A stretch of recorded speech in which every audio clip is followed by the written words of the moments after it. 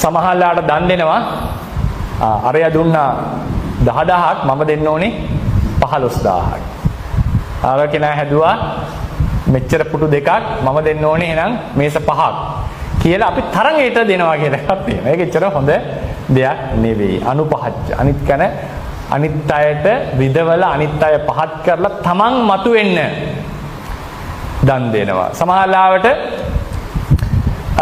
දායකයව වුණත් ප්‍රතිග්‍රාහක වුණත් පහත් කරලා මේ වගේ මේ හිඟා ගන්න ඕනේද ආදී ලෙසට අපි මෙයා පහත් කරලා ඒ වගේ දන් දෙනකොට විශේෂයෙන් තරංගේ අනුන්ව පහත් කරලා තමන් උසස් කරමින් මොකද දන් දෙනකොට තමන් උසස් ඒක ආඩම්බරේ අරගෙන අනිත් කෙනා පහත් කරලා දන් දෙනවා නම් ඒකේ විපාකයක් ලෙස ධනෙ ලැබුණට ඒ ධනෙ පහසුවෙන් විනාශ වෙනවා. ඕක තමයි මට කියන්න ඕනේ.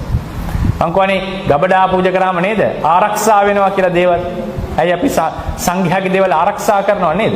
ඒ නිසා දේවල් අපේ ආරක්ෂා වෙනවා. ඒ වගේ අපි අන් අය පහත් කොට තමන් උසස් කරමින් දන් දුන්නොත් අපේ දේවල් විනාශ වෙනවා සසර හම්බ වෙනවා. මොනවා රාජතෝවා අග්ගිතෝවා උදකතෝවා රාජතෝවා චෝරතෝවා අප්පිය දායාදතෝවා. කොහොමද? ගින්නෙන් ජලයෙන් සොර සතුරන්ගෙන් රජවරුන්ගෙන් අන්තිමෙන් මොකද්ද? ඒ වගේ දන් දුන් ඒ කියන්නේ එහෙම පහත් නොකර දන් දුන්නොත් එයා විනාශ වෙන්නේ නැහැ. කොටින්ම කියනවා නම් තමන්ගේ දේපොළ යන්නේ තමන් කැමති දරුවන්ට කියනවා. අප්පිය දායාදතෝවා. කියන්නේ සමහර තියෙනවා දේපොළ ලියනකොට දින අය දන්නව ඇතිනේ. වැඩිපුර ආදරේ ළමයට ටිකක් වැඩිපුර ලියනවා. මෙයා මේක විනාශ කරගන්න නැති වෙයි කියලා හිතනවා. එහෙම හිතනවනේ. නේද? දරුවෝ පොඩි කාලේ නම් තාම හිතෙන්නේ නැති. ලොකු වෙනකොට හිතනවා මේ මගේ දේපොළ කවුද විනාශ කරගන්නේ? කවුද මේක ස්ථාපනය කරන්නේ? කවුද මේක දියුණු කරන්නේ කියලා හිතනවා දෙනකොට. එහෙම තමයි බෙදන්නේ අම්මලා තාත්තලා. නේද? එහෙම තමයි සාමාන්‍යයෙන් කරන්නේ. එතකොට සමහරලාට දරුවෝම ඊට පස්සේ රණ්ඩු කරගෙන මට ඕනේ මේ පොරස කියලා කොහොම හරි එහෙමත් ගන්නවා. ඒ වගේ එතකොට තමන් කැමති දරුවට කැමති එක තමන් කැමති පරිද්දෙන් දරුවන්ට දෙන්න පුළුවන් වෙනවා. තමන්ගේ දේපල යන්නේ තමන් කැමති ලෙස.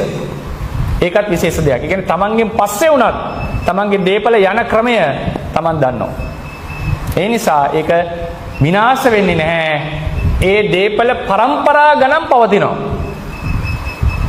දරුවෝ මුණුපුරෝපා ප්‍රයෝජන අපි හිතනවා නෑ මගේ මේකෙන් දරුවෝ මුණුපුරෝපා ප්‍රයෝජන ගනී කියන එක සතුටක් නේ අපිට.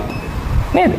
ඒ නිසා ඒ ආනිසංස හිමි වෙනවා අනුන් පහත් කොට තමන් උසස් කොට දන් නොදුන්නොත්.